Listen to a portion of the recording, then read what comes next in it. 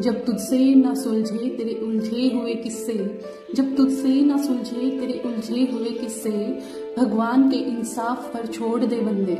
मुश्किल वो तेरी हर एक आसान करेंगे, मुश्किल वो तेरी हर एक आसान करेंगे, जो तू ना कर सका वो भगवान करेंगे। दोस्तों, मरना बहुत किसी भी दो परिस्थिति में मरता है, या तो वो इमोशनली पैनिक अटैक में होता है या फिर वो एंग्री पैनिक अटैक में होता है। इसी सिचुएशन में इंसान जो होता है वो अपने आप को सोचता है कि मैं मर जाऊं। लोगों का सामना करने की उसमें हिम्मत नहीं बचती है, उसको खुद को समझने की हिम्मत नहीं बचती है।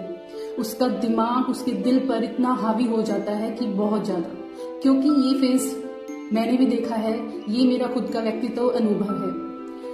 तो मैं आपसे कुछ आज ऐसी बातें शेयर करने वाली हूँ। अगर आपके कभी भी दिमाग में गुस्से में ऐसा आता है, या कोई भी आपकी लाइफ में कोई भी कैसी भी परिस्थिति आपके जीवन में आती है, या फिर आपको लगता है कि चारों ओर से रास्ता बंद हो गया है, अब कुछ भी नहीं है, तो ऐसे हालात में आप क्या करें? आप अपने माइंड को दोस्तों, सबसे बेस्ट एग्जाम्पल नेचर होता है। आपने कभी किसी भी पक्षी को आत्महत्या करते देखा है? जब हम छोटे होते थे, याद करो क्या करते थे, हम खेल के जरिए उनके घोंसलों को तोड़ देते थे, वो दूसरे दिन फिर आके बना लेते थे, हम फिर तोड़ते थे, वो फिर बनाते थे। उन्होंने कभी ऐसा किया है कि या तो आपके आके चोंच मारी हो कि तूने मेरे घोंसले को क्यों तोड़ा, या फिर उन्होंने ये देखा हो कि मैं मर जाता हूँ क्योंकि मेरे से दोबारा घोंसला नहीं बनेगा? कभी ऐसा देखा है? नहीं ना। और अभी मैं बताती हूँ कि लोग है ना आहत हो जाते हैं दूसरों की बातों से, अपनों की बातों से, और ये सोचते हैं कि मरना ही सोल्यूशन है। लेकिन मरना सॉल्यूशन नहीं है। अगर इतना ही ऐसा कुछ होता तो शायद भगवान ने भी हमारे अंदर एक ऐसा स्विच बनाया होता कि उसको ऑफ करते ही हम खत्म। तो आप ये देखिए कि प्रकृति जो है आपको बहुत चीजें सिखा रही होती है, मौन रह के भी। अभी सूर्य भगवान को लगा लीजिए, सर्दियों में जब ये नहीं आता है तो हर कोई सूर्य भगवान को यही कह रहा होता है या कोस रहा होता है कि अभी तक धूप नहीं निकली है, ये है वो है ना। गर्मियों में जब ज्यादा धूप निकलती है तो हम इसको कोस रहे होते हैं, लेकिन ये अपना काम नित्य प्रतिदिन पूरी जर्नली यूथ को देखा गया है कि वो क्या करते हैं।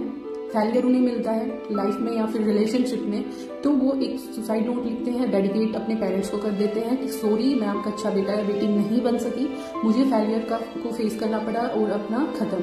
तो ये सिर्फ ओनली कायरता है। आप जिंदगी से हार कर मुंह मोड़ रहे हो, आप खुद को बचा रहे हो। खुद को तो आपने बचा लिया, खत्म कर दिया, आपका अस्तित्व ही नहीं रहा। लेकिन अपने माँ बाप को, अपने चाहने वालों को आपने कितना दुख दे दिया पूरी लाइफ का। वो तिल तिल करके मरेंगे, तिल तिल करके वो जिंदा रहेंगे। तो दोस्तों, कभी भी सामने वाले की चीजों को इतना इमोशनली अपने ऊपर नहीं लेना है कि बस उस इमोशन से बढ़ के आपकी जिंदगी नहीं है, ऐसा कुछ नहीं सोचना है। यहाँ पे चीजें माँ बाप की भी बनती है, माँ बाप की भी एक रिस्पॉन्सिबिलिटी बनती है कि वो अपने बच्चों को इतना इमोशनली टॉर्चर ना करे या इमोशनल ना बनाए कि ठीक है हम तेरे लिए इतने पैसे भर रहे हैं, इतनी फीस भर रहे हैं। या फिर माँ बाप क्या तो गुस्से में इतना होते हैं या उसके ऊपर टॉर्चर करते हैं, या फिर इमोशनली उसको वीक करते हैं कि तेरे पापा ने दिन रात मजदूरी करके इतने पैसे दिए हैं तुझे।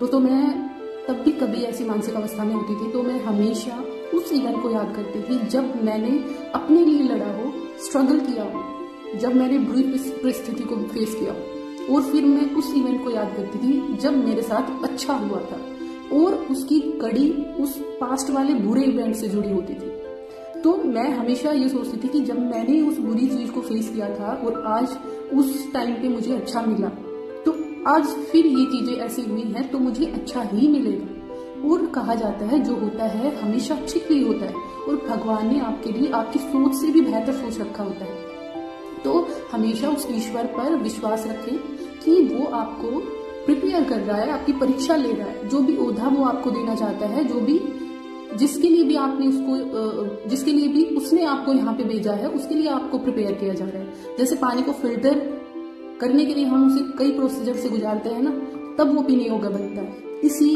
तरीके से इंसान भी होता है, इंसान की भी परीक्षा ली जाती है जब वो भगवान के दिए हुए रास्ते से भटक जाता है। तो भगवान उसको रास्ते पर लाने के लिए, उसको सही डायरेक्शन देने के लिए ऐसी अवस्थाएं उसकी लाइफ में लाता है, ऐसी परिस्थिति। और रिलेशनशिप में होता है कई बार कि बहुत अच्छे बॉन्ड होता है, यानी कि जो बोलते हैं कि रूह से जुड़ना। जरूरी नहीं कि हर जो कपल होते हैं उनको सिर्फ वासना से ही मतलब होता है, लेकिन फिर भी कुछ ऐसे कारण हो जाते हैं या कुछ ऐसे सिचुएशंस हो जाती हैं कि उनको सेपरेट होना पड़ जाता है। उनमें से एक डिसीजन ले लेता है कि ठीक है हम सेपरेट हो रहे हैं या कहीं अलग जगह पे शादी कर लेता है। तो दूसरा क्या होता है, सुसाइड। बहुत सारे आपने भी केस देखे होंगे, हम भी देखते हैं। तो उस सिचुएशन में आप ये समझिए कि अगर उसने उस जीवन को, उस रास्ते को चुन लिया है, वो उसमें खुश रह रहा है, तो तुझे भी अधिकार है खुश रहने का, तेरा भी जीवन है।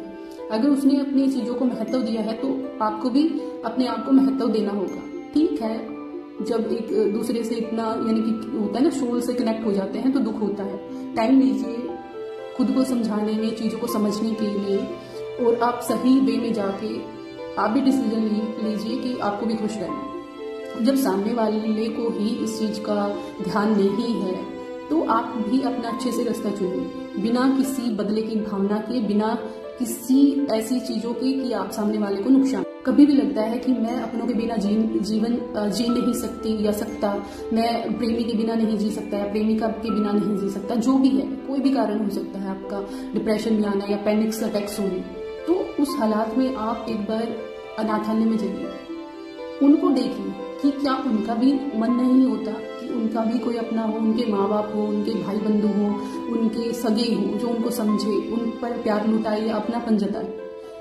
उनसे जब आप जाओगे, आप देखोगे ना, तो उनके चेहरे की जो खुशी होती है ना, अलग ही होती है, आनंदमय होती है।